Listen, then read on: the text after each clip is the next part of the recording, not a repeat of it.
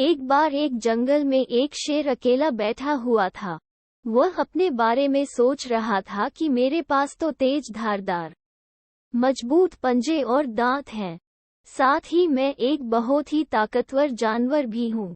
लेकिन फिर भी जंगल के सारे जानवर हमेशा मोर की ही तारीफ क्यों करते रहते हैं? दरअसल शेर को इस बात से बहुत जलन महसूस होती थी कि सभी जानवर मोर की तारीफ करते थे।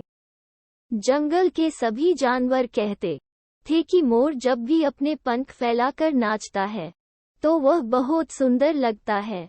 यही सब सोचकर शेर बहुत दुखी हो रहा था। वह सोच रहा था कि इतना ताकतवर होने और जंगल का राजा होने पर भी कोई उसकी तारीफ नहीं करता है। ऐसे में उसके इस जीवन का क्या मतलब है? तभी वहां से एक हाथी जा रहा था। वह भी काफी दुखी था।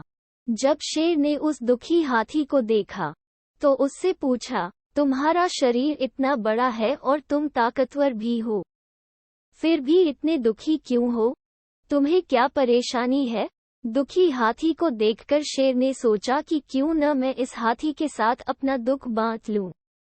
उसने आगे कहते हुए हाथी से पूछा कि क्या इस जंगल में ऐसा कोई जानवर है जिससे तुम्हें जलन होती हो और वह तुम्हें हानि पहुंचाता हो? शेर की बात सुनकर हाथी ने कहा, जंगल का सबसे छोटा जानवर भी मुझ जैसे बड़े जानवर को परेशान कर सकता है। शेर ने पूछा, वह कौन सा छोटा जानवर है?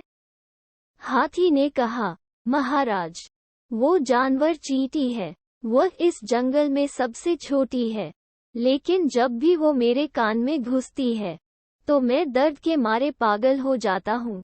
हाथी की बात सुनकर शेर को समझ में आ गया कि मोर तो मुझे चींटी की तरह परेशान भी नहीं करता है, फिर भी मुझे उससे जलन होती है।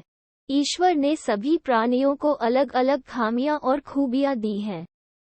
इसी वजह से सारे प्राणी एक जैसे ही ताकतवर या कमजोर नहीं हो सकते हैं। इस तरह शेर को यह समझ में आ गया कि उस जैसे ताकतवर जानवर में भी खूबियों के साथ कमियां हो सकती है।